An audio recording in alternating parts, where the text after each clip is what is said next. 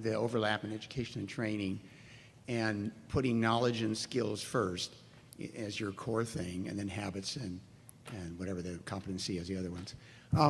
I'm thinking back to, I've been in this field for 27 years, and I'm thinking back to what education did I have that was most useful? And it was my high school physics class. Because what did he teach? He taught the scientific method.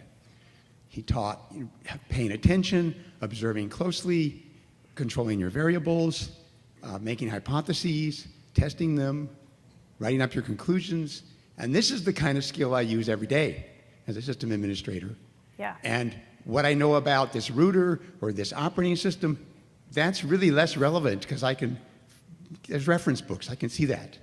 So I guess in my experience, I would put teaching this sort of method of thinking is the most important thing.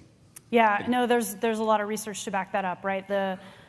If you're interested in the educational literature about computer science and teaching computer science, there's this thing called computational thinking and a whole curriculum around computational thinking that's worth having a look at. It's great, great program. Totally agree.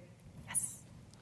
Okay, I'm Barry Petticord. I'm a PhD student at North Carolina State University with research in computer science education specifically. Oh, awesome. So one thing, you mentioned Coursera. I was wondering if you see massively open online courses as being a reasonable place to kind of attack and introduce these sorts of, this sorts of system administrator training.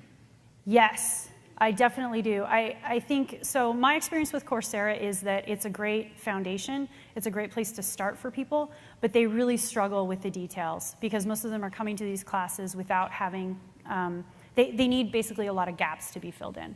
So the way that we're handling it, several of the PyLadies chapters did this.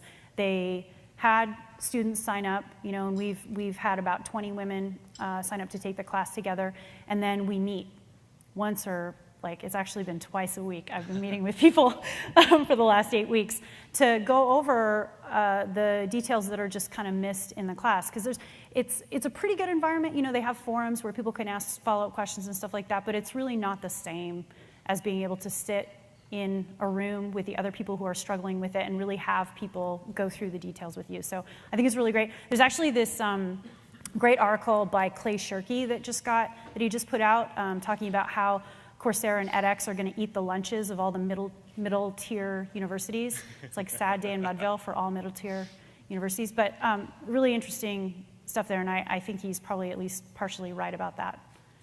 Be sure to read Inside Higher Ed's rebuttal on that. Oh, really? Yeah, no, I totally. Thank you.